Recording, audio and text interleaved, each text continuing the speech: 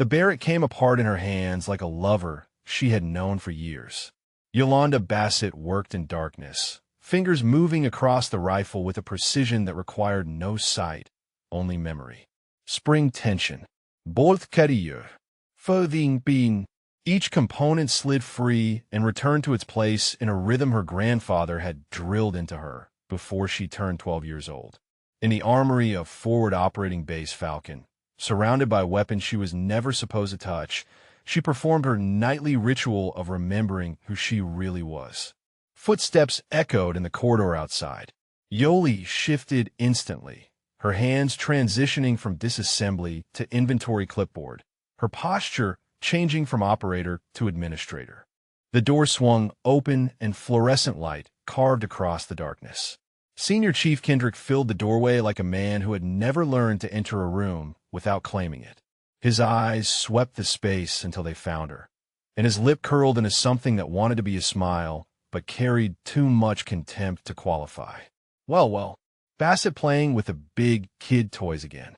He stepped closer, close enough that she could smell the coffee on his breath. You know these rifles cost more than you make in a year, right?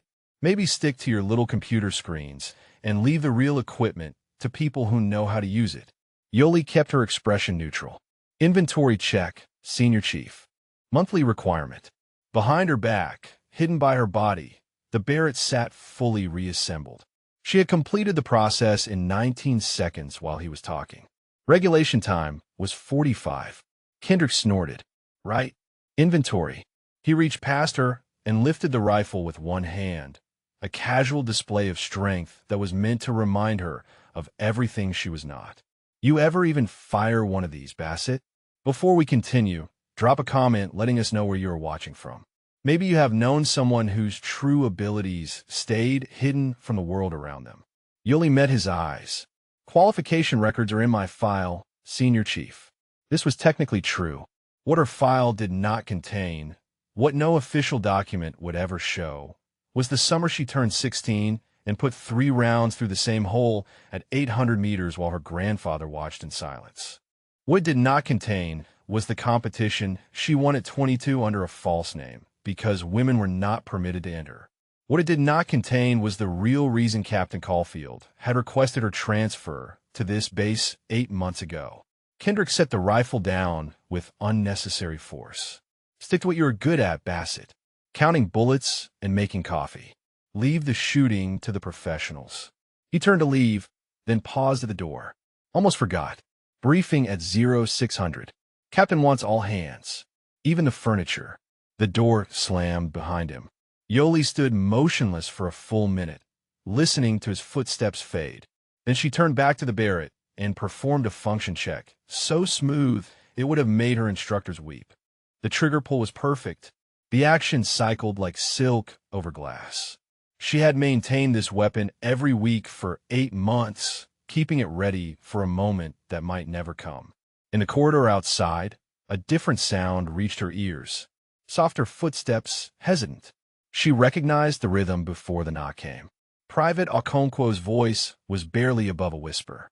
Chief Bassett, are you in there? Yoli opened the door to find the young woman standing rigid with barely controlled panic. Emeka Okonkwo had been at Falcon for 6 weeks, still learning the rhythms of the base, still making the mistakes that new soldiers make. I messed up, the private said. The supply manifest for tomorrow. I transposed the numbers, and Senior Chief Kendrick is going to check it first thing, and he is going to destroy me. I cannot fix it without authorization, and the system locked me out, and I do not know what to do. Yoli studied the young woman's face. Okonkwo reminded her of herself at that age. Eager, capable, terrified of failure in an environment that offered little forgiveness. Show me, Yoli said. 15 minutes later, the manifest was corrected, the authorization handled through channels that Yoli had quietly cultivated over 8 months of being underestimated. Okonkwo stared at the screen like she was witnessing a miracle. How did you do that? Who do you even know who could approve an after-hours correction? Yoli allowed herself a small smile. I know people who know that everyone makes mistakes, private. The ones worth knowing are the ones who help you fix them instead of making you suffer for them. Okonkwo's eyes glistened. Thank you, Chief. I will not forget this. Get some sleep. And next time, double-check before you submit. After the private left, Yoli secured the armory and made her way through the quiet base toward her quarters. The Afghan night pressed against the windows, vast and star-scattered and full of threats that most of the support staff never had to think about. She thought about them constantly. Her path took her past the operations center, where a figure stood silhouetted against the glow of monitors. Captain Adrian Caulfield turned as she approached, as if he had been waiting for her. Bassett, working late again. Inventory, sir, and a small personnel matter. Caulfield nodded slowly. He was a man who seemed to carry silence with him, who spoke only when words were necessary and never wasted them when they were not. 18 years in the teams had taught him the value of patience, of watching, of waiting for the right moment. The briefing tomorrow, he said. I need you there. Really there. Not just present. Something in his tone made her pause. Sir? He glanced around, confirming they were alone. Then he looked at her with eyes that seemed to see past every carefully constructed layer of her official identity. I have read your real file, Bassett. All of it. The competitions, the training records, what your grandfather taught you before he passed. Every page that someone decided did not belong in the official version. Yoli felt her heart rate increase for the first time in months. When the time comes, Caulfield continued, I need you ready. Not the analyst they think you are. The shooter you actually are. Can you do that? Before she could respond, before she could ask what he meant or when or why, he was already walking away, disappearing into the shadows of the operations center like he had never been there at all. Yoli stood alone in the corridor, her pulse settling back to its baseline rhythm. For 8 months, she had waited. For 8 months, she had maintained weapons she was never supposed to fire and studied terrain she was never supposed to traverse and kept skill sharp that her official role would never require. Something was about to change. She could feel it the way her grandfather had taught her to feel a shift in the wind. In 12 hours, a SEAL team would deploy into hostile territory to extract a compromised asset. It was supposed to be a routine operation. It was supposed to go according to plan. And Yoli was supposed to watch from behind a desk, tracking dots on a screen, while other people did the work she had trained her entire life to do.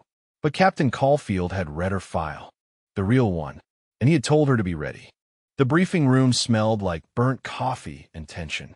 Yoli arrived at 0550 and took her usual position along the back wall, where the intelligence analysts and support staff clustered like wallflowers at a dance they had not been invited to attend. The SEALs occupied the front rows, their presence filling the space with a particular kind of energy that came from men who had seen death and learned to walk beside it. Lieutenant Priya Anand slipped in beside her, dark eyes scanning the room with the quiet alertness of a fellow outsider.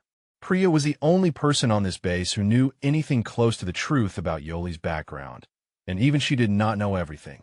You look like you did not sleep, Priya whispered. Slept fine. Liar. Priya's shoulder brushed against hers. What happened? Before Yoli could decide how much to share, Captain Caulfield entered the room, and the scattered conversations died instantly. He moved to the front with Master Chief Lorenzo Vega flanking him, the two men representing 18 and 22 years of special operations experience respectively. Vega was old school, a walking encyclopedia of everything the teams had learned since Vietnam, and his face gave away nothing as he surveyed the assembled personnel. Caulfield activated the screen behind him. A satellite image appeared showing a cluster of buildings in a valley surrounded by unforgiving terrain. Gentlemen and ladies, his eyes found Yoli for just a moment. We have a time-sensitive extraction. Asset codenamed Whiskey has been compromised in Grid Square for Savannah. Local nationals have identified him as CIA, and he is currently sheltering with a friendly family in this village. He pointed to a structure on the edge of the settlement. Taliban forces are converging. We have a 12-hour window before they lock down every route out of that valley. Senior Chief Kendrick leaned forward in his seat. Rules of engagement? Caulfield's jaw tightened. Whiskey has intelligence on a weapons cache that could change the balance in 3 provinces. We bring him out alive. Collateral damage minimal. This is extraction, not elimination. The briefing continued with operational details. Insertion points. Extraction zone. Contingency protocols. Yoli absorbed every word, her mind automatically calculating distances and angles and lines of sight that her official role gave her no reason to consider. Old habits. Grandfather's training. The part of her brain that never stopped being a shooter even when the rest of her had to pretend otherwise. Priya noticed her focus and raised an eyebrow, but said nothing. When the briefing concluded, the SEALs dispersed to prepare their equipment. Yoli remained in her seat, studying the satellite imagery still displayed on the screen. Something about the terrain bothered her. A ridge line to the east that offered too much concealment for enemy observation. A secondary road that did not appear on the tactical overlay, but was clearly visible in the raw imagery. She pulled out her tablet and began cross-referencing the footage with historical data from her intelligence archives. 3 minutes later, she found what her instincts had been warning her about. Captain Caulfield. He paused at the door, turning back. Yoli approached with her tablet, keeping her voice low. This road here, it does not show on the tactical map because it was damaged by flooding 2 years ago. But the imagery from last week shows vehicle tracks. Someone has been using it. If hostile forces know about whiskey, this is how they will bring in reinforcements without being detected by our drone coverage. Caulfield studied the screen, his expression unreadable. Then he looked at her with something that might have been satisfaction. Good catch, Bassett. I will adjust the drone patterns. He took the tablet and walked toward the operations center.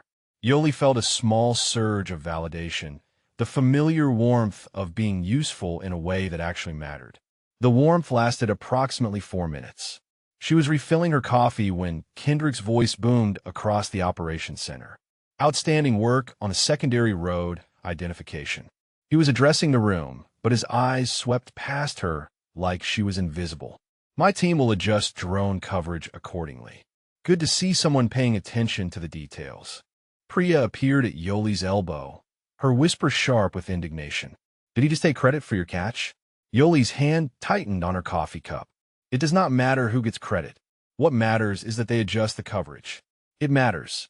Priya's voice carried an edge that Yoli rarely heard from her friend. You have been here 8 months, and he has stolen at least 6 of your catches. When does it stop? When it stops. Across the room, Petty Officer Whitmore was watching the exchange with an expression Yoli could not quite read. He was younger than most of the team, 26, with an open face that had not yet learned to hide everything. When their eyes met, he gave her a small nod. An acknowledgement. A witness. The morning passed in the controlled chaos of mission preparation. Yoli returned to her station in the intelligence center, monitoring feeds and updating situation reports while the SEALs checked weapons and rehearsed contingencies. Through the window, she watched them move with the fluid precision of men who had done this 100 times before. Kendrick was loud and commanding. Whitmore was focused and methodical. And Captain Caulfield moved among them like a conductor who did not need to speak to be heard. At 1400 hours, Priya found her in the empty briefing room, staring at the satellite image that still haunted the screen. Talk to me, Priya said. Something has been eating at you since last night. Yoli considered deflecting, considered maintaining the careful boundaries she had constructed around her true self. But Priya had been her friend for 3 years now, across 2 duty stations, and some walls were meant to have doors. My grandfather, Yoli said slowly. He was a Marine sniper in Vietnam. 2 tours. 73 confirmed kills. When he came home, nobody would let him teach because they said his methods were outdated. So he taught me instead. Priya was quiet for a moment. I knew you could shoot. I did not know it went that deep. It goes deeper than anyone knows. Yoli turned away from the screen. I won a national competition when I was 22. Had to use a fake name because women were not allowed to enter. I beat the second-place finisher by a margin that should have made headlines. Instead, I got a trophy that sits in a storage unit in Virginia with a name on it that is not mine. Why did you not fight it? I tried. Yoli's voice carried the weight of old battles. They said the rules were clear. They said I should have known. They said a lot of things that added up to the same message. You do not belong here. Through the window, The SEALs were loading onto vehicles that would take them to the helicopter pad. Yoli watched Captain Caulfield pause at the door of the lead vehicle and look back toward the operations center. Toward her. He knows, Yoli said. The captain. He has seen my real file. The one they buried. What did he say? He told me to be ready. The vehicles pulled away, carrying the team toward their mission. Yoli watched until they disappeared beyond the perimeter, until the dust settled and the base returned to its holding pattern quiet. Ready for what? Priya asked. Yoli did not have an answer, but somewhere in her chest, in the place where her grandfather's lessons lived alongside every hour she had spent perfecting a craft she was never supposed to use, something was stirring. The helicopters lifted off at 15:30, carrying 12 SEALs into hostile territory. Yoli tracked their progress on her monitor, watching the blue dots move across the digital terrain toward a valley full of unknowns. Captain Caulfield's dot blinked steadily at the front of the formation. Whatever happens, he had said, be ready. She was ready. She had been ready for 15 years. The question was whether anyone would ever let her prove it. The intelligence center hummed with the quiet intensity of a mission in progress. Yoli sat at her station with headphones pressed against her ears, monitoring 3 separate communication channels while her eyes tracked the blue dots crawling across her screen. The SEALs had been on the ground for 47 minutes. So far, everything was proceeding according to plan. So far, Priya worked the station beside her, coordinating drone coverage and relaying weather updates to the Tactical Operations Center down the hall. Between them, they managed the information flow that kept the men in the field connected to the resources they needed to survive. Crossing phase line Alpha, a voice crackled through the comms. Whitmore by the sound of it. No contact. Proceeding to objective. Yoli marked the timestamp and updated the situation log. The team was making good time. Another 30 minutes, and they would reach the village where Whiskey was hiding. Another hour after that, and they would be heading home. She wanted to believe it would be that simple. The secondary road she had identified that morning kept nagging at her attention. She pulled up the drone feed covering that sector and studied the grainy footage. Nothing moved. No vehículos. No foot traffic. Just empty dirt and shadows stretching long in the late afternoon sun. But the tracks she had seen in the imagery were fresh. Someone had used that road recently. And if they had used it once, they could use it again. Contact, a different voice barked through the comms. Small arms fire from the north. Taking cover. Yoli's hands moved automatically, pulling up the tactical display and zooming to the team's position. Red markers began appearing on the screen as the drone operators identified hostile positions. 3 shooters on a ridgeline, then 5, then 8. The mission had just gone sideways. In the Tactical Operations Center, voices overlapped as officers coordinated response options. Yoli filtered the chaos through years of training, isolating the information that mattered from the noise that did not. The team was pinned, but not surrounded. They had cover. They had ammunition. What they did not have was a clear picture of what they were facing. She switched to the audio feed from the team's frequency and listened. Gunfire crackled in sharp bursts. Someone was calling for suppressive fire. Someone else was reporting movement on the eastern flank. And beneath it all, Captain Caulfield's voice cut through with surgical calm. Hold positions. Reaper 2, swing left and identify that flank element. Reaper 1, keep their heads down. We push through in 60 seconds. Yoli found herself leaning toward the screen as if proximity could somehow help. The blue dots shifted, reformed, began moving again.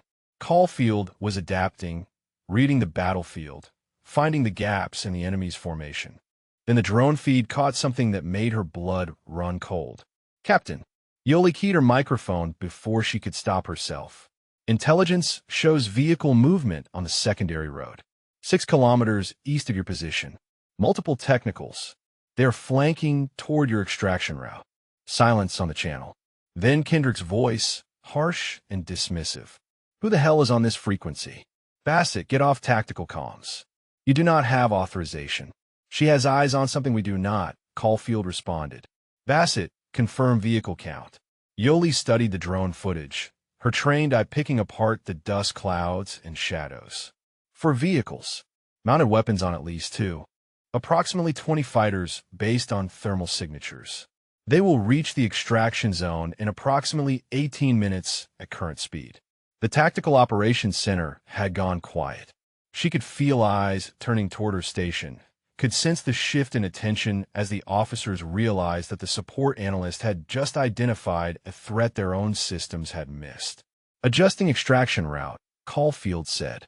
All elements, new rally point grid 773. Acknowledge.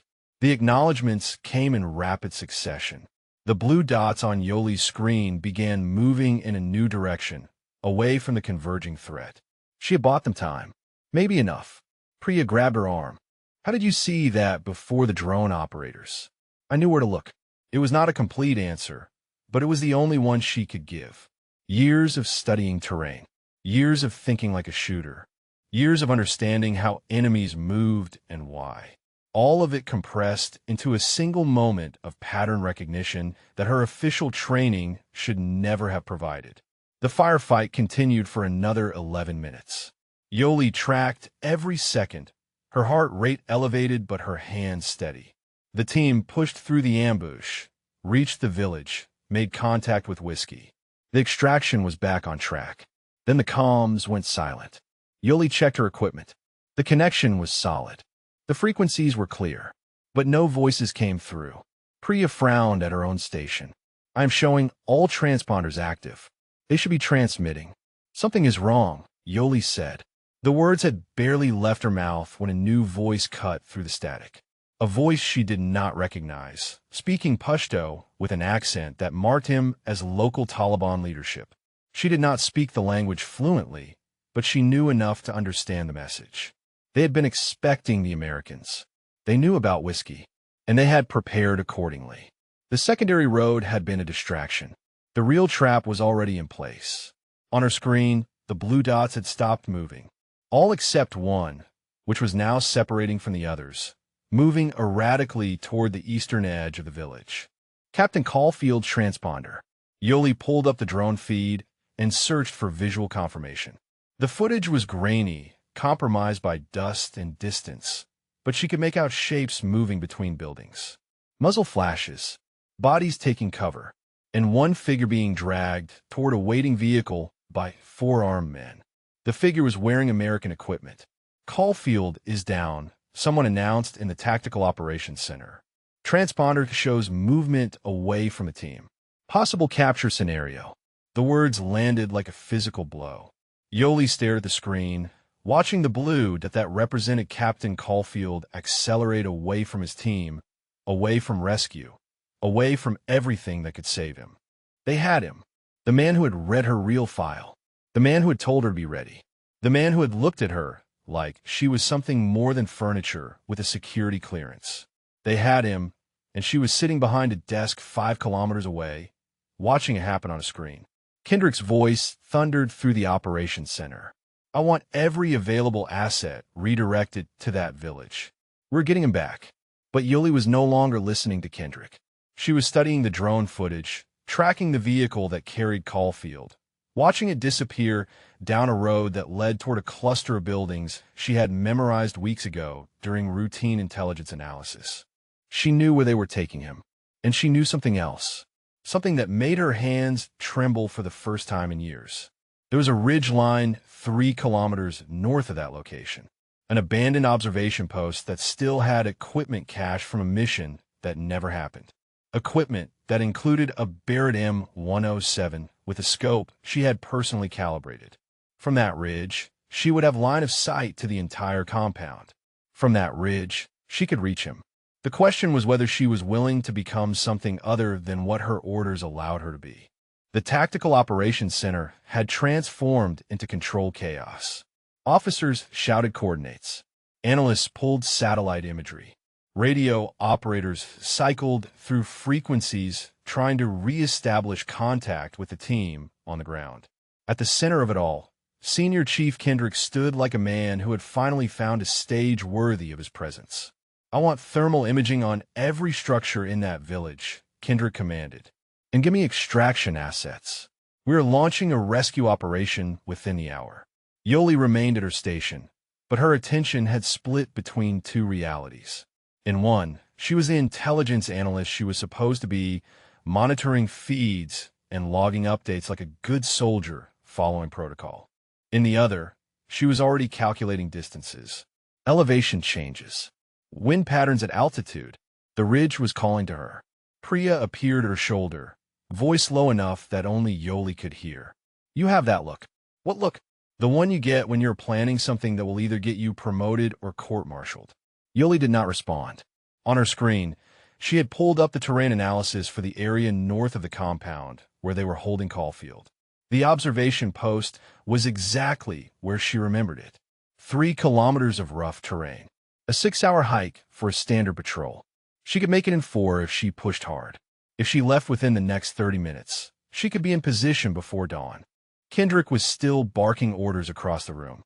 His rescue plan was taking shape on the main display, and Yoli watched it unfold with growing dread. He was sending the team to the wrong location.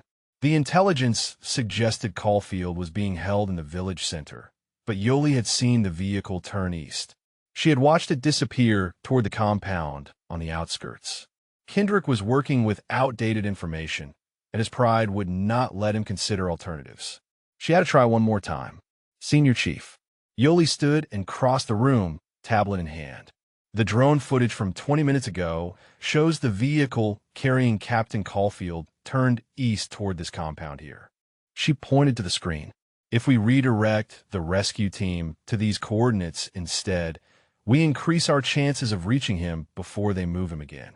Kendrick turned slowly, his expression carrying the particular contempt he reserved for people who forgot their place. "Bassett, are you a tactical operations specialist?" "No, Senior Chief." "Are you a rescue mission planner?" "No, Senior Chief." "Then maybe you should stick to your computers and let the professionals handle the actual work." He stepped closer, lowering his voice to a hiss that only she could hear. "I do not know what Captain Caulfield saw in you, but whatever fantasy you have been nursing about being something more than a glorified secretary ends now. Get back to your station." Yoli held his gaze for a long moment.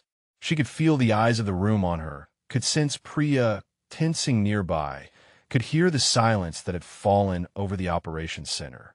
Then she nodded once and returned to her desk. Priya caught her arm as she sat down. "Please tell me you are not going to do something stupid." "I'm going to do something necessary." The next 45 minutes passed in a blur of quiet preparation. Yoli logged her station access at regular intervals to maintain the appearance of normal activity. Between log entries, she reviewed the terrain maps one final time. She confirmed the equipment manifest for the observation post. She checked weather data and calculated wind adjustments for high-altitude shooting. At 2200 hours, the rescue team departed for the village. Yoli watched their transponders move across her screen, heading toward empty buildings while Captain Caulfield sat in a compound 3 kilometers to the east. Kendrick had doomed them to failure. She waited another 30 minutes. Then she stood, stretched casually, and announced she was taking a break. Priya looked up sharply, but said nothing. Some things were better left unspoken. The armory was quiet at this hour. Yoli moved through the darkness with practiced efficiency, her fingers finding the keypad by memory. The door clicked open and she slipped inside. The Barrett waited where she had left it, cleaned and calibrated and ready for a purpose it had never been intended to serve. She lifted the rifle and felt its weight settle into her hands like a homecoming. 52 pounds of precision engineering. Effective range of 1,800 meters. Maximum range in the hands of someone who knew what they were doing extended far beyond official specifications. She loaded a magazine, 10 rounds of armor-piercing ammunition. Then she added 2 more magazines to her pack, along with a spotting scope, a rangefinder, water, and enough protein bars to sustain her for 24 hours. The pack weighed 63 pounds when she finished. She had carried heavier during her grandfather's training sessions in the Virginia mountains. At the door, she paused. Turn back. Her eyes found the locker where her official sidearm was stored, the 9mm she had qualified with during basic training and never touched since. She left it behind. Where she was going, a pistol would only add weight. The perimeter fence had 3 blind spots that the security cameras did not cover. Yoli had identified them during her first week on base, a habit from her grandfather's training that she had never been able to break. She slipped through the easternmost gap and began moving across the rocky terrain toward the mountains. The Afghan night swallowed her whole. For the first hour, she focused only on movement, 1 foot in front of the other. Breathe in for 4 steps. Breathe out for 4 steps. The rhythm her grandfather had taught her, the meditation of motion that allowed the body to work while the mind stayed clear. Somewhere behind her, Kendrick's rescue team was discovering empty buildings. Somewhere ahead, Captain Caulfield was running out of time. And somewhere in between, Yoli Bassett was becoming something she had never been allowed to be. The terrain grew steeper as she climbed. Her thighs burned. Her lungs ached. But her hands remained steady, and her mind remained focused on the single truth that drove her forward. She could save him. She was possibly the only person who could. At 0300 hours, she reached the observation post. The equipment cache was undisturbed, covered in dust but intact. She did not need any of it. She had brought everything she required.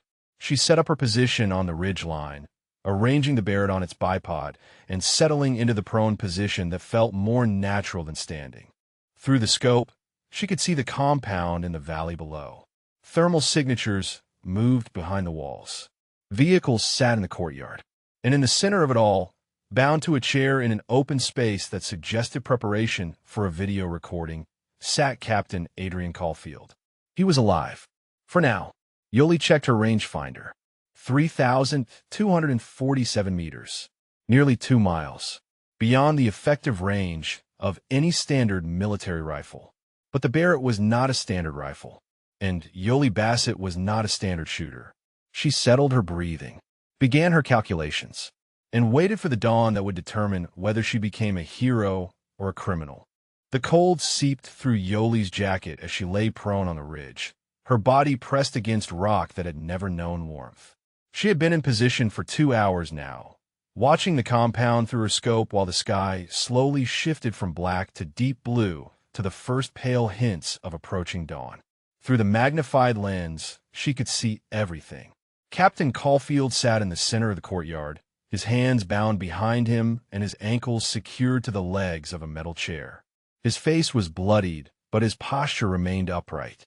Even from this distance, even after hours of captivity, he projected the quiet defiance of a man who had not yet begun to break. Around him, the compound buzzed with activity. Yoli counted 23 fighters moving between buildings, checking weapons, preparing for something. A camera on a tripod had been positioned 10 meters in front of Caulfield's chair. Cables ran from it toward a satellite dish mounted on the roof of the main structure.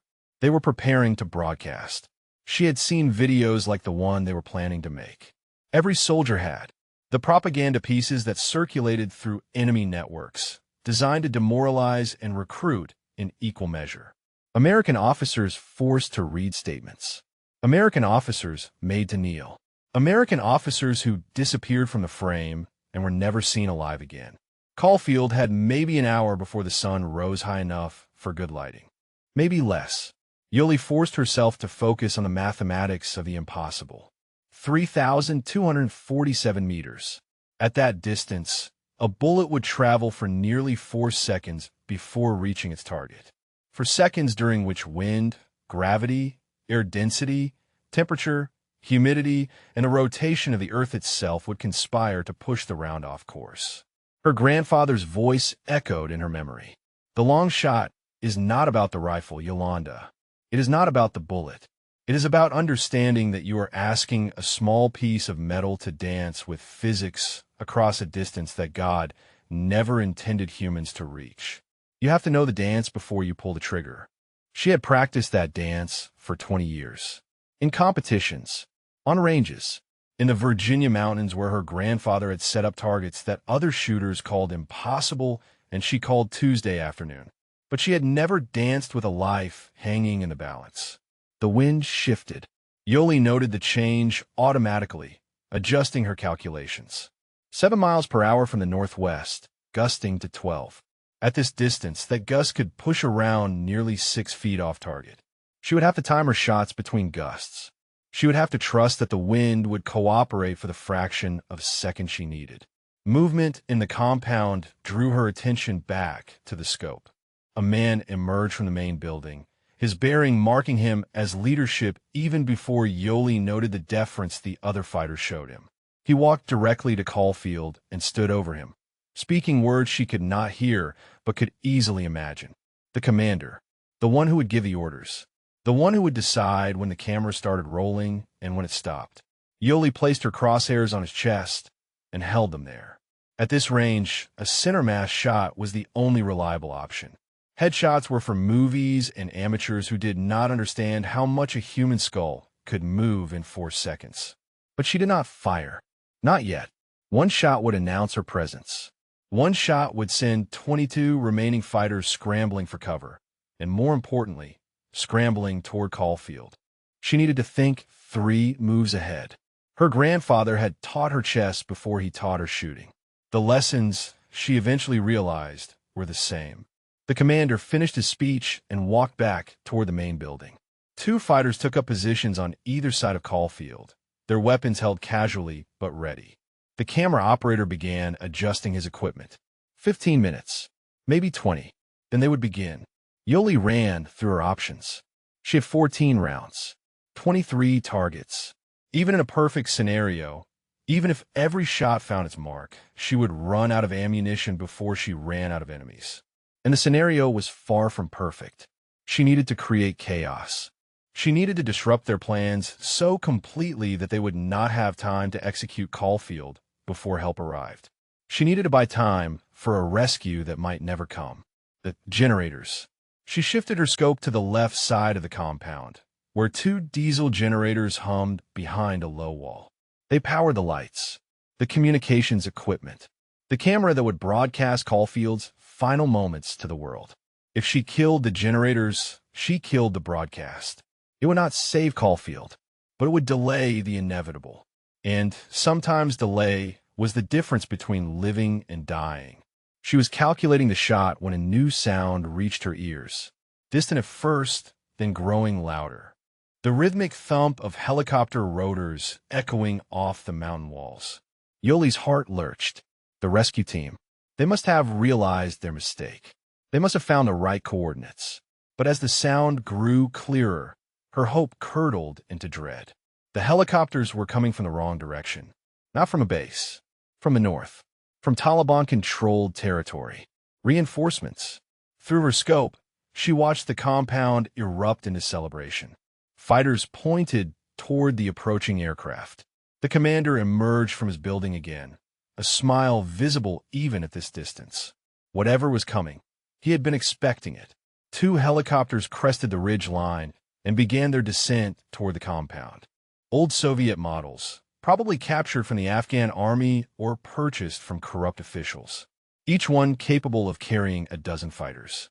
23 enemies had just become 47. Yoli felt something she had not experienced in years.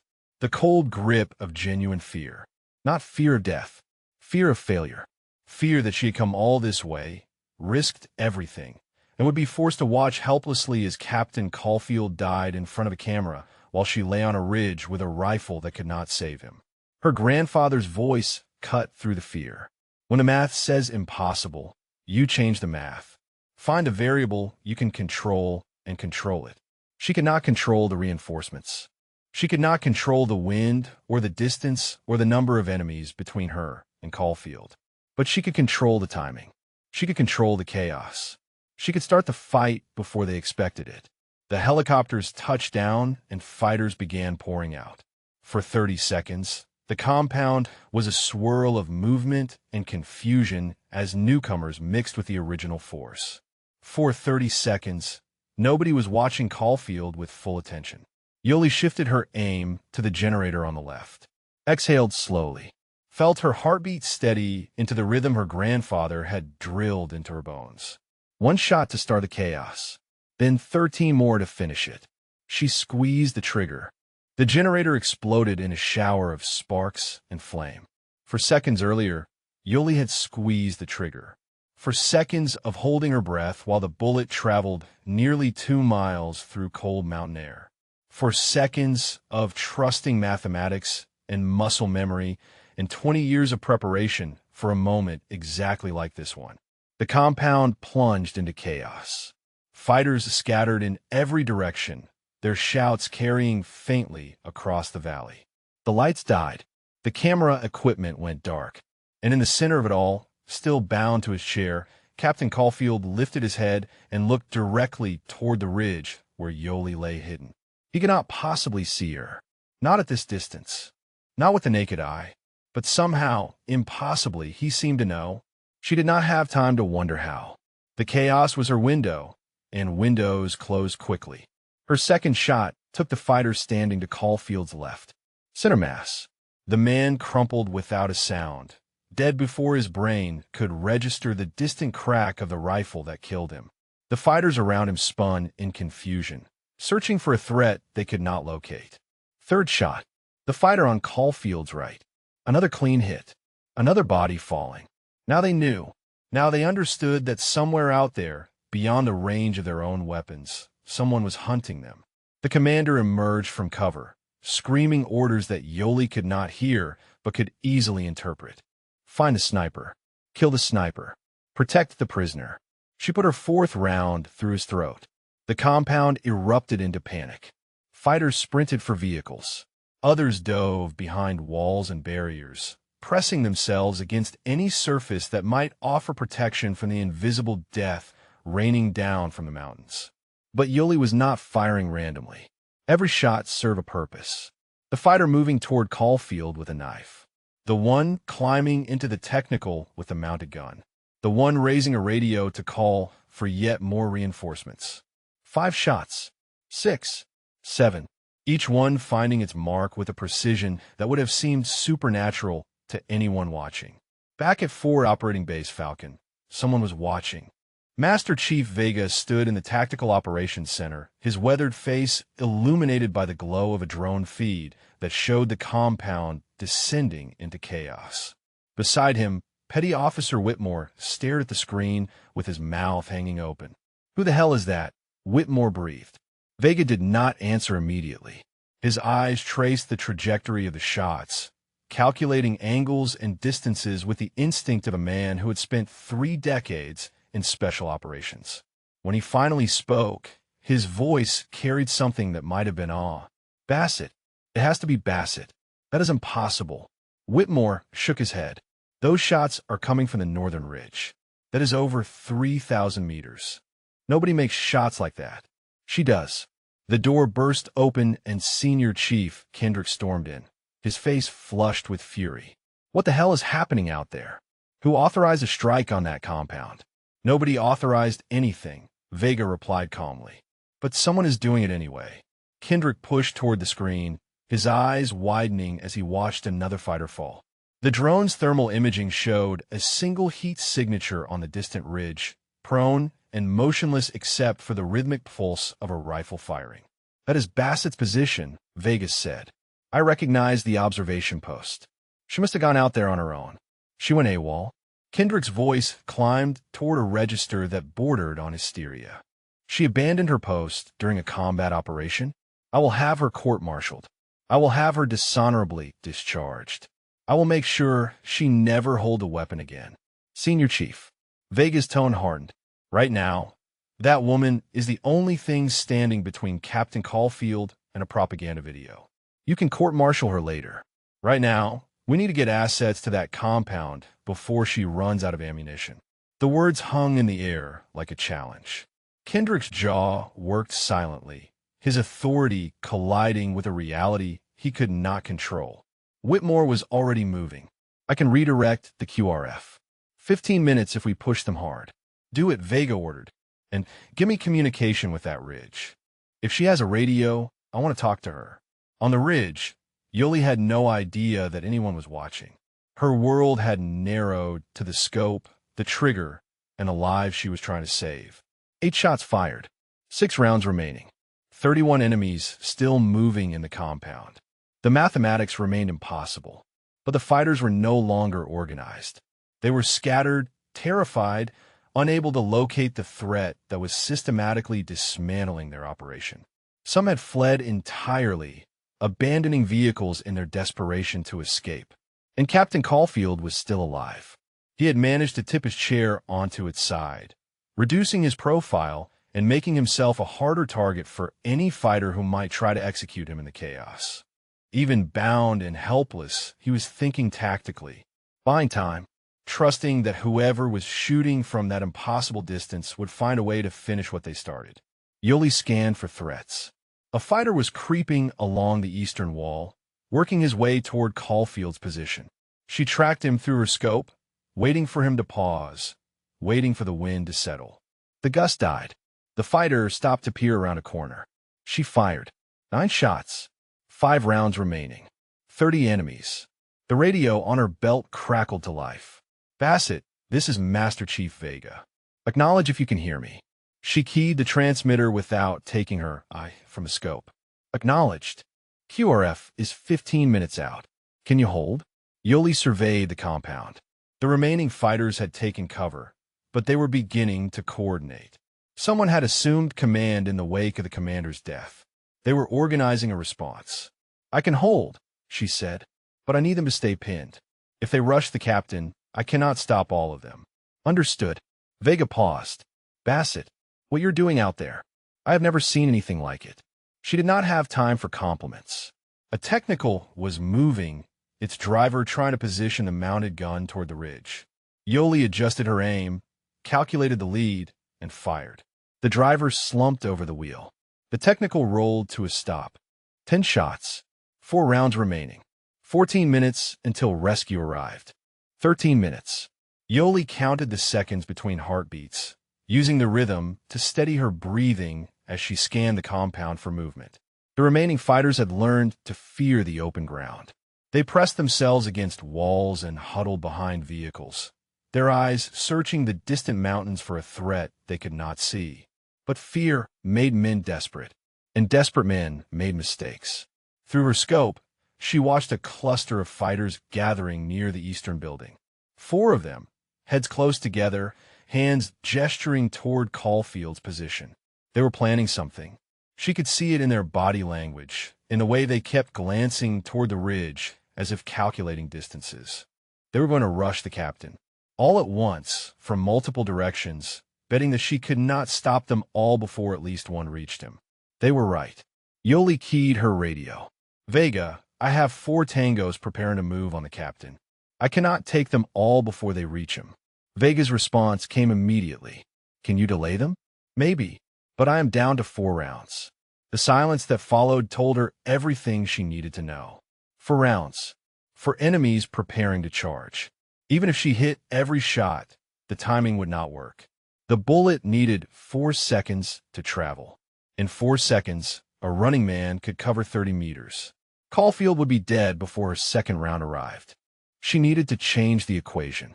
Her eyes swept the compound, searching for something she could use. The vehicles were too far from the fighters. The remaining generator would not create enough chaos. The ammunition stores were buried too deep in the main building. Then she saw it. A propane tank standing against the wall of the eastern building, less than 5 meters from where the fighters were gathered. A single round would turn it into a fireball that would scatter them like leaves. But it would also cost her one of her precious 4 rounds. 3 shots to stop whatever came next. 3 shots to hold until rescue arrived. 12 minutes. The fighters broke from cover. Yoli did not hesitate. She shifted her aim to the propane tank and fired. The explosion was everything she had hoped for. A ball of orange flame erupted against the building, sending debris and bodies flying in every direction. 2 of the fighters went down immediately, caught in the blast. The other 2 stumbled away, disoriented and burning. She tracked the closer one through her scope and fired again. 11 shots, 2 rounds remaining. The 4th fighter had recovered enough to run, not toward Caulfield, away, toward the perimeter wall and the promise of escape beyond it. Yoli let him go. Every round was precious now. On the ground, Caulfield had managed to work himself into a sitting position against a low wall. His hands were still bound, but the explosion had created a screen of smoke and debris that partially concealed him from the remaining fighters. He was using every advantage she gave him. Good, she thought. Stay alive. Just stay alive. The radio crackled. Bassett, QRF is 10 minutes out. How are you holding? 2 rounds, she replied. 20-plus tangos still in the compound. They are scared, but they are not leaving. Can you identify high-value targets? Leadership? Yoli scanned the compound. The original commander was dead, but someone else had taken charge. She could see him now, a tall man with a gray beard who moved with the confidence of authority. He was rallying the fighters, pointing toward Caulfield, shouting commands that were slowly transforming panic into purpose. If she killed him, the organization would collapse again. But he was smart. He kept moving, never staying in one place long enough for her to calculate the shot. I see him, she said, but he knows I'm watching. He will not give me a clean shot. Then make him give you one. The words sparked something in her mind. Her grandfather's voice echoing across decades. The prey does not choose when to die. The hunter does. Control the field. Control the timing. Control the kill. She had been reacting, responding to threats as they emerged. But she had the high ground. She had the range. She had the power to dictate where the enemy could and could not move. Time to use it. Yoli put her crosshairs on the ground 3 meters in front of the graybeard leader and waited. He was moving toward a vehicle, probably planning to use it as mobile cover. In 5 seconds, he would pass through her sight line. 4 seconds. 3. She fired into the dirt at his feet. The round struck the ground with enough force to send a geyser of dust and rock into the air. The leader flinched, stumbled, changed direction instinctively. Away from the impact, toward the only cover available. Directly into the open space where Yoli had already shifted her aim. She had 1 round left. 1 chance. If she missed, she would be empty. Helpless. Forced to watch whatever came next through a scope that could no longer protect the man who had believed in her. The leader stopped moving. For a fraction of a second, he stood perfectly still, his eyes searching the mountains for the sniper who had herded him like a sheep. Yoli exhaled. The rifle kicked against her shoulder. 4 seconds later, the graybeard leader crumpled to the ground. 12 shots fired. 0 rounds remaining. 8 minutes until rescue. The compound fell into chaos once more. Fighters ran in every direction. Their command structure shattered for the second time in 10 minutes. Some fled toward the perimeter. Others dove for cover that no longer felt safe. None of them moved toward Caulfield. Yoli lay on the ridge with an empty rifle and watched the man she had come to save push himself upright against the wall.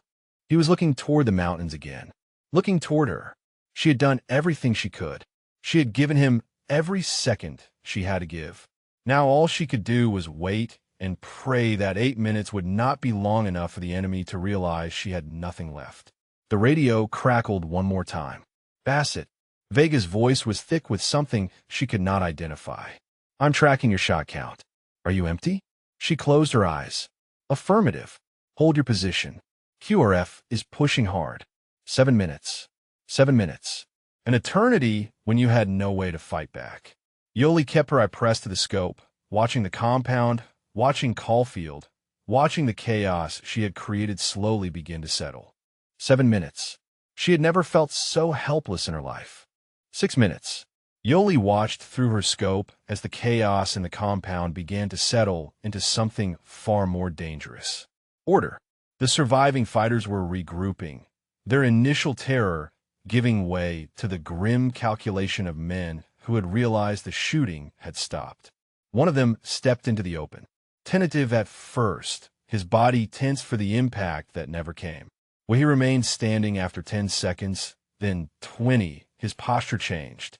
He turned toward the others and shouted something that carried across the compound like a rallying cry. She could not hear the words, but she understood their meaning. The sniper is empty. 5 minutes. They emerged from cover in clusters of 2 and 3, emboldened by the silence from the ridge. Yoli counted 18 fighters still moving.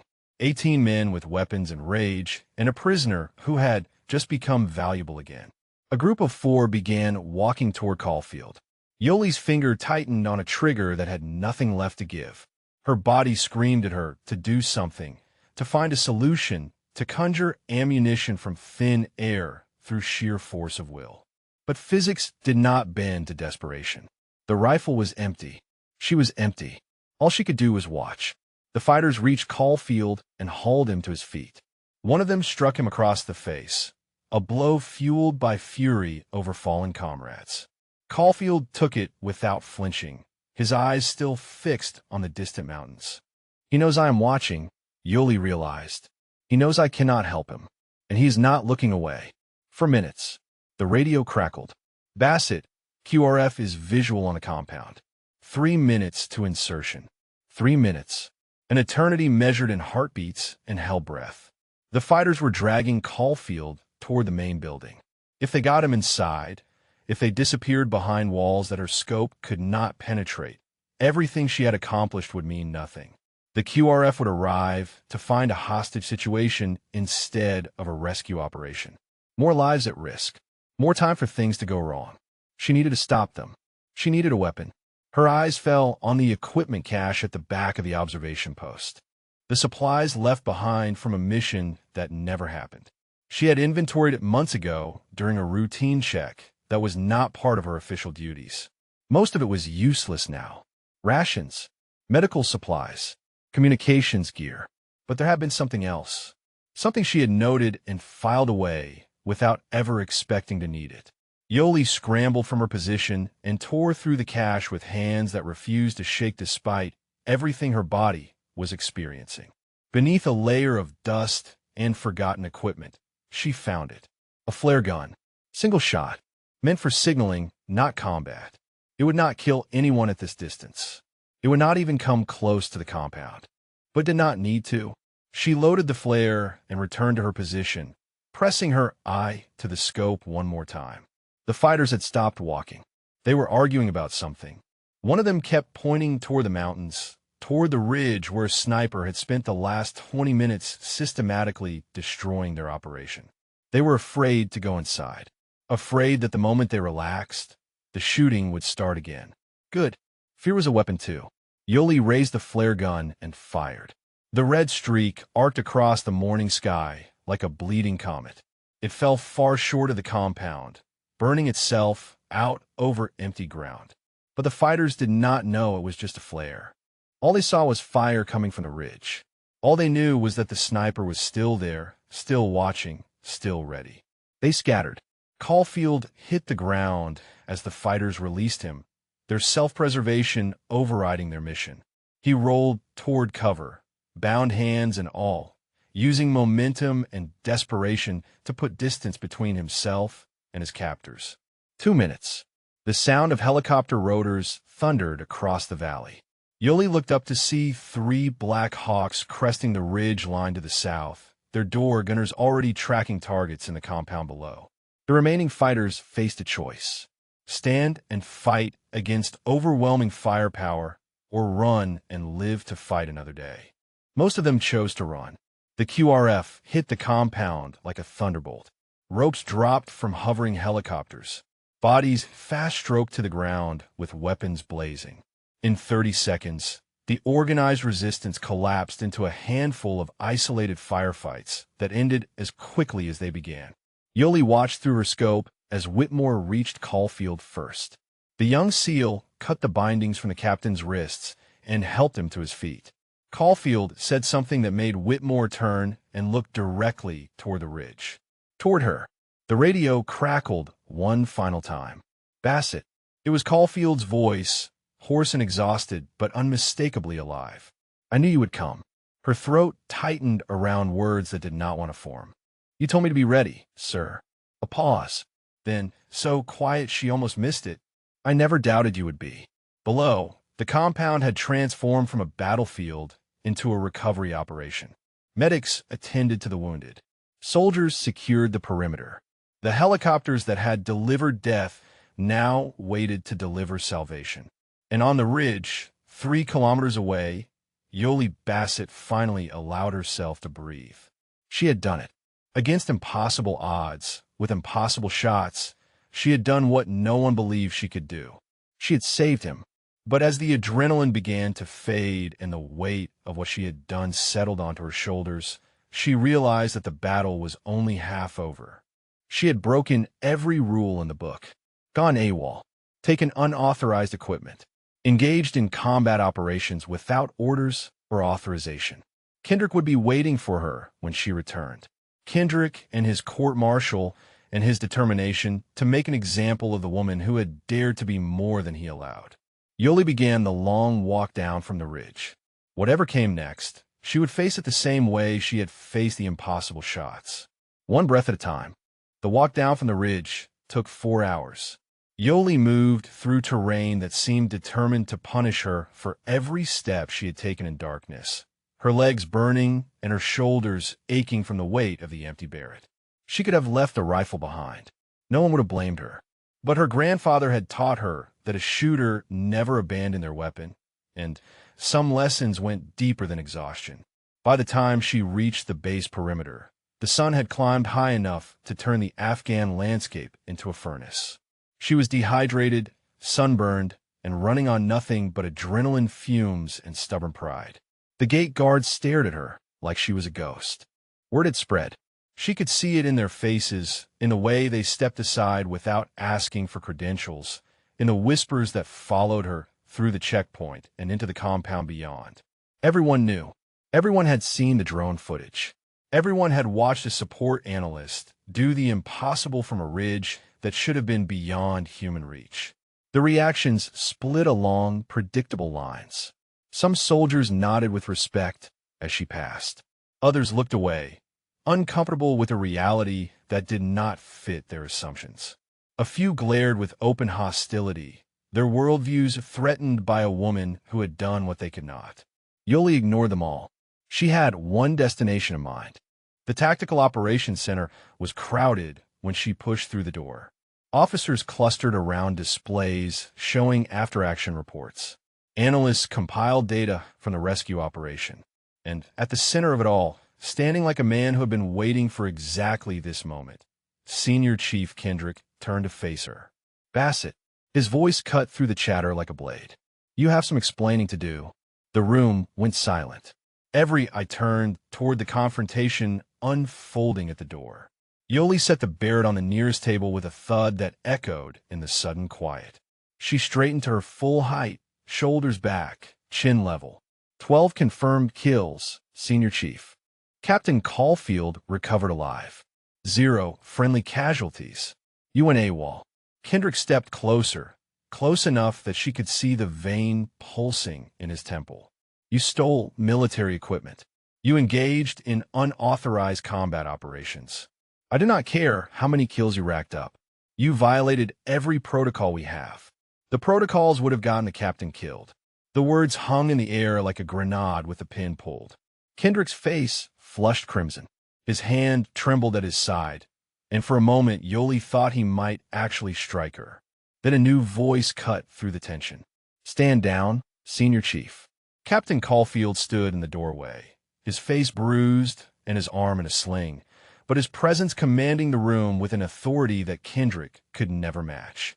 Behind him, Master Chief Vega and Petty Officer Whitmore flanked like an honor guard. "Sir." Kendrick's posture stiffened. This woman abandoned her post during a combat operation. Regulations required disciplinary action. Caulfield walked into the room, his eyes never leaving Kendrick's face. "This woman saved my life.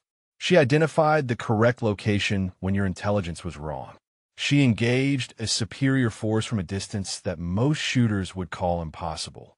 She held that compound together with 12 rounds and a flare gun until the QRF could arrive." He stopped directly in front of Kendrick, and though the Senior Chief had 3 inches and 40 pounds on him, it was Kendrick who seemed to shrink. "I authorize her deployment," Caulfield continued.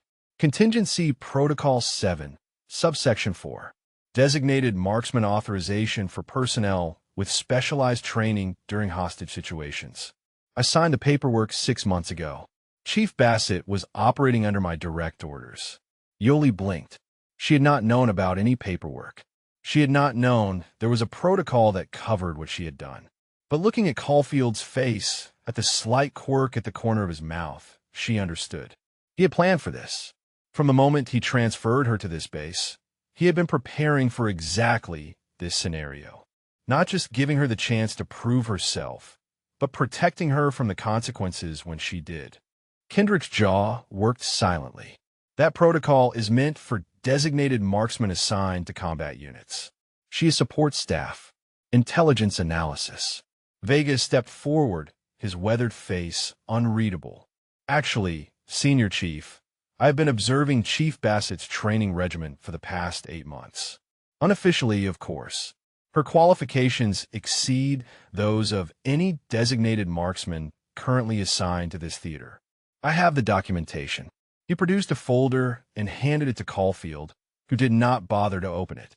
Additionally, Whitmore added, his young voice steady despite the tension in the room, Chief Bassett's intelligence work this morning identified the secondary road that allowed us to redirect drone coverage.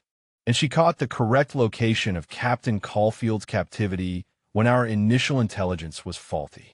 Sir, the last word landed like an accusation. Whitmore was looking directly at Kendrick, and everyone in the room understood the implication. Kendrick had sent the rescue team to the wrong location. Kendrick had dismissed Yoli's analysis. Kendrick had nearly gotten their captain killed. The senior chief seemed to realize how thoroughly the ground had shifted beneath him. His face cycled through several emotions before settling on something that resembled reluctant acceptance. I will review the documentation, he said stiffly. If everything is in order, I will withdraw my objections. You will Caulfield agreed, and then you will write a commendation for Chief Bassett's personnel file. Detailed, specific, glowing. Is that understood? The silence stretched for 5 long seconds. Understood, sir. Kinder turned and walked out of the operations center without looking at Yoli. The door closed behind him with a sound like a verdict being delivered. Yoli let out a breath she had not realized she was holding. Caulfield turned to face her, and for the first time since she had arrived at this base, he smiled. Welcome to the team, Chief Bassett. We have a lot to discuss. The debriefing lasted 3 hours. Yoli sat in a small conference room with Captain Caulfield, Master Chief Vega, and a video screen showing Admiral Morrison from CENTCOM headquarters. She walked them through every decision, every shot, every calculation that had led her from an armory in the middle of the night to a ridge overlooking an enemy compound. The Admiral listened without interruption. His face gave away nothing, but his eyes tracked her with the intensity of a man who had spent 40 years evaluating soldiers and knew exactly what he was looking at. When she finished, the silence stretched for nearly a minute. Chief Petty Officer Bassett. The Admiral's voice carried the weight of authority earned across decades of service. I have reviewed the drone footage from this morning's operation. I have consulted with ballistics experts at Quantico. I have spoken with personnel who witnessed your actions in real time. He paused, and Yoli felt her heart rate climb despite her exhaustion. The consensus is that what you accomplished should not have been possible. Shots at over 3,000 meters, in variable wind conditions, with a rifle operating at the extreme edge of its effective range. Our analysts are calling it the longest confirmed combat kill by a Navy shooter in history. The longest confirmed kill by any female sniper in any branch, in any country, ever recorded. Yoli did not know what to say. She had not been thinking about records when she pulled the trigger. She had been thinking about a man bound to a chair and a camera being set up to broadcast his execution. I need to understand something, the Admiral continued. At 3,200 meters, with 1 round remaining, how did you know you could make that shot on the enemy commander? The question she had been dreading. The question that had no answer rooted in logic or probability or anything that could be written in an after-action report. She thought of her grandfather, of the summer afternoons spent on a Virginia hillside, learning to read wind by watching grass bend and leaves flutter, of the thousands of rounds she had fired at targets that reasonable people called impossible, of the voice in her head that had guided her through 20 years of being told she did not belong. I do not know, sir. Yoli met the Admiral's eyes through the screen. I trusted my training, my weapon, and the captain's faith in me. The Admiral studied her for a long moment. Then, almost imperceptibly, he nodded. Captain Caulfield, your request to reclassify Chief Bassett as a tactical asset is approved. Effective immediately, she is designated as a combat-qualified marksman attached to your unit. I am also recommending her for the Bronze Star with Valor Device for actions above and beyond the call of duty. Yoli felt the words wash over her like a wave she had been waiting her entire life to feel. Combat qualified, tactical asset, recognition that she was not furniture with a security clearance, not a glorified secretary, not someone who needed to hide her abilities behind false names and buried files. She was a shooter. Finally, officially, undeniably. Additionally, the Admiral continued, I am ordering a full review of the intelligence failures that led to the initial rescue team being directed to the wrong location. Master Chief Vega will oversee that review. I expect a thorough report. The implication was clear. Kendrick's decisions would be examined under a microscope. His dismissal of Yoli's analysis, his insistence on faulty intelligence, his near-catastrophic misdirection of the rescue team. All of it would be documented, evaluated, and added to his permanent record. The Admiral signed off with a final nod toward Yoli, and the screen went dark. Caulfield turned to face her.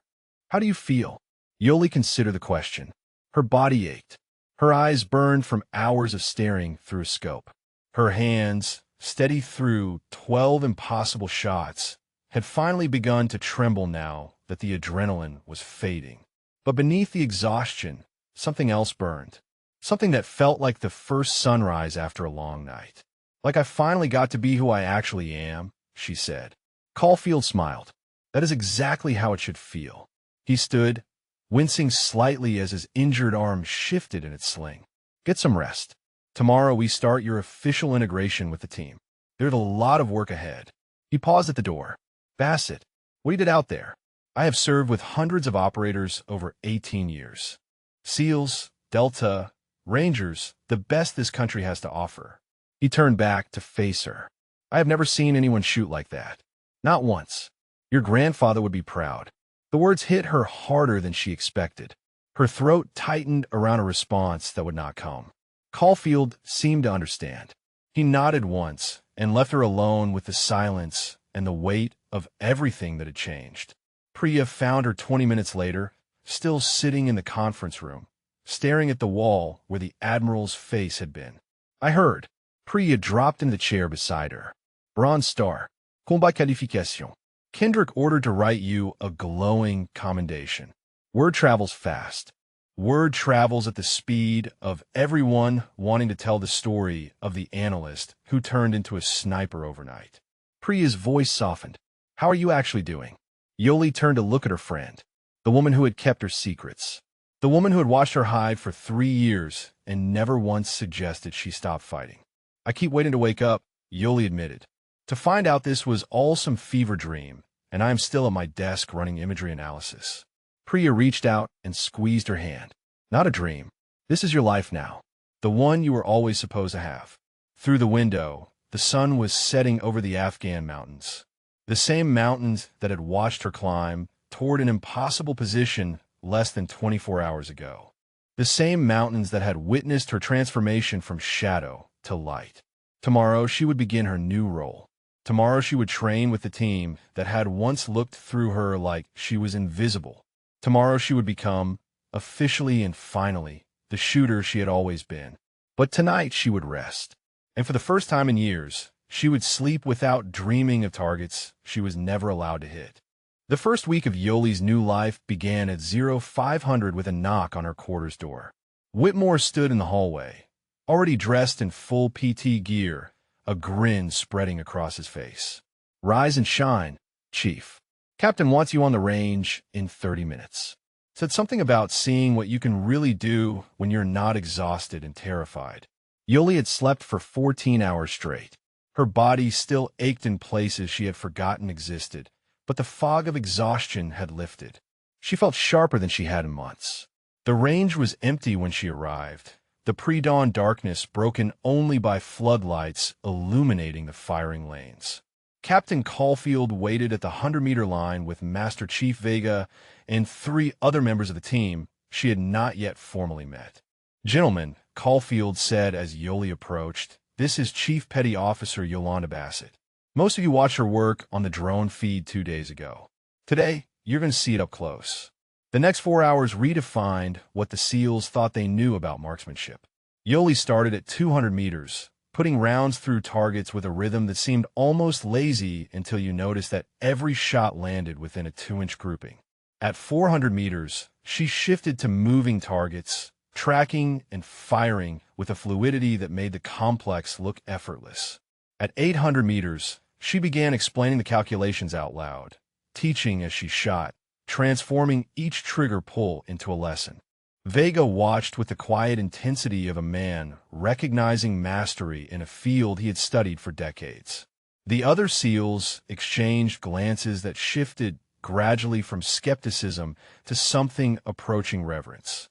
At 1,200 meters, Whitmore finally asked the question everyone was thinking. "Chief, where did you learn to shoot like this?"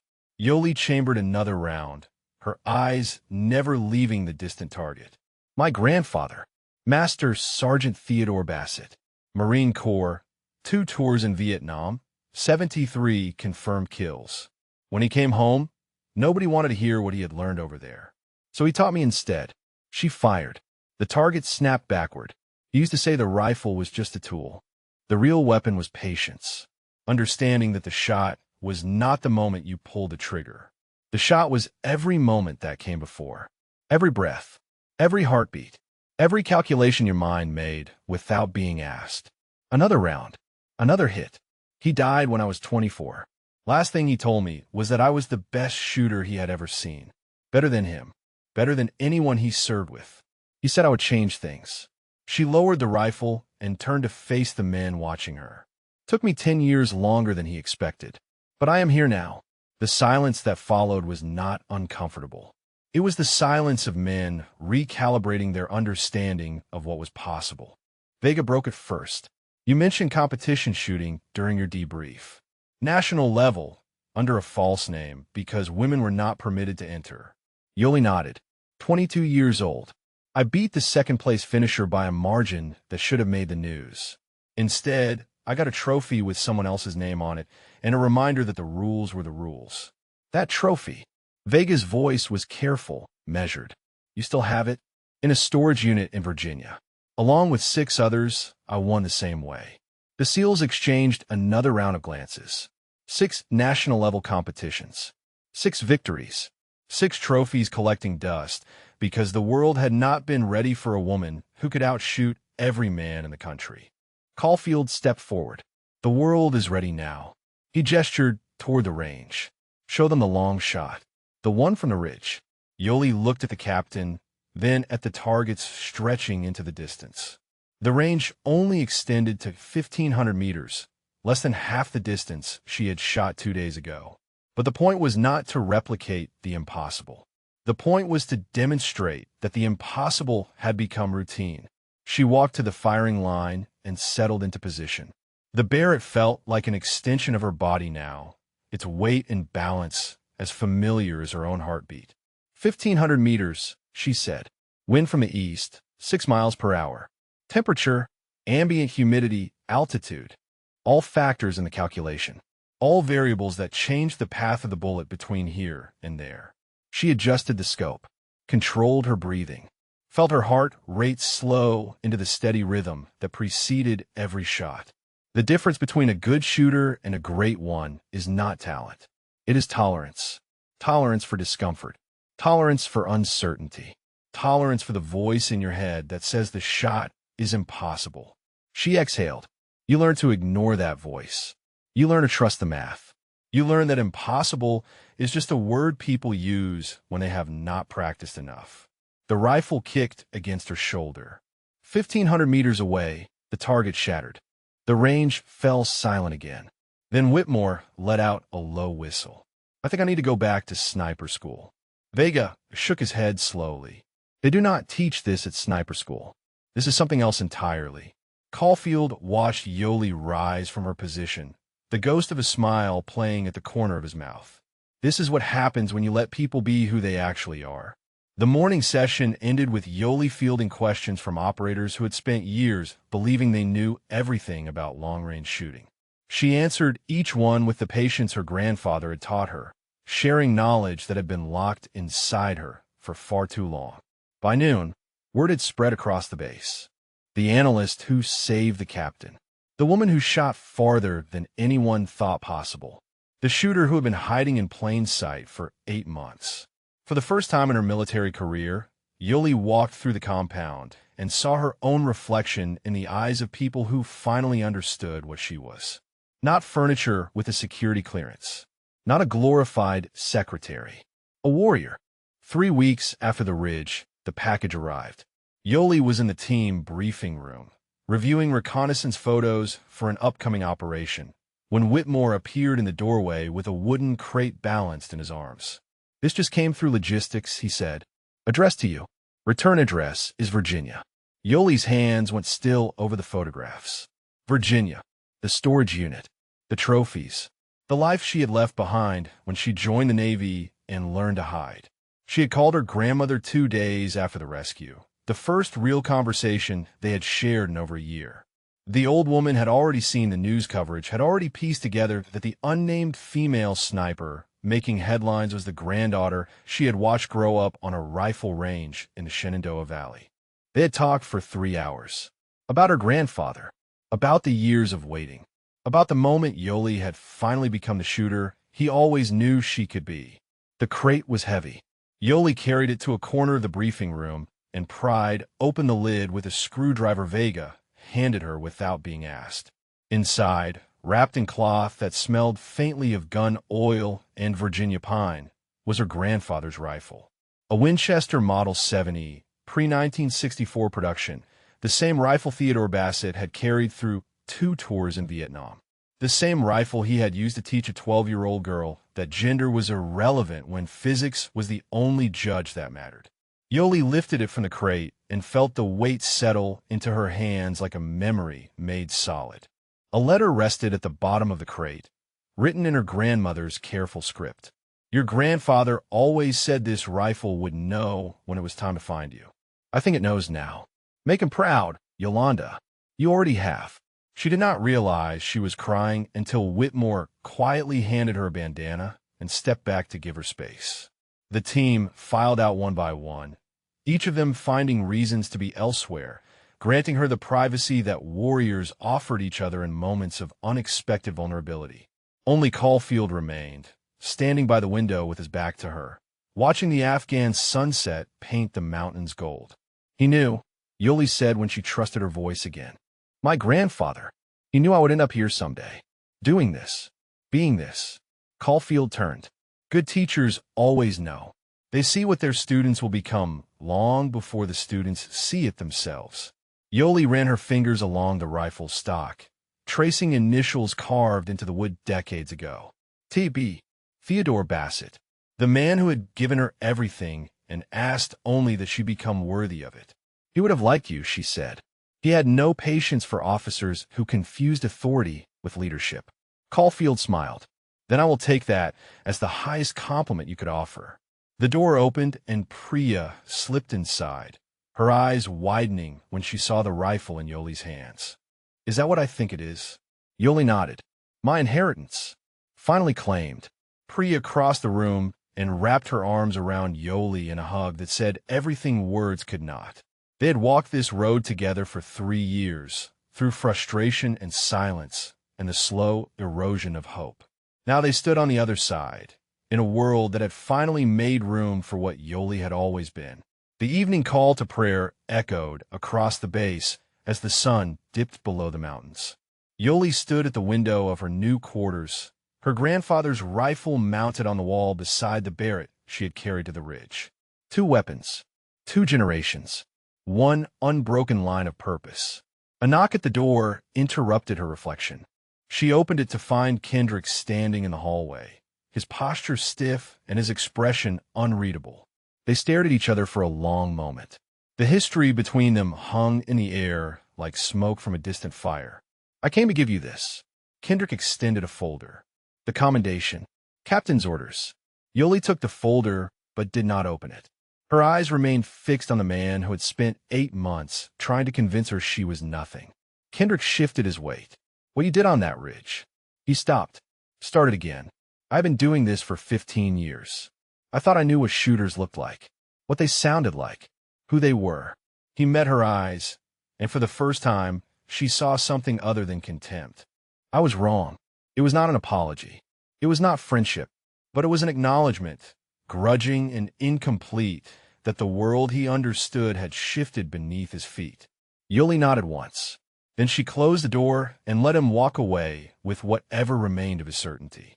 The next morning, she reported for duty at 0600. The briefing room was full when she arrived.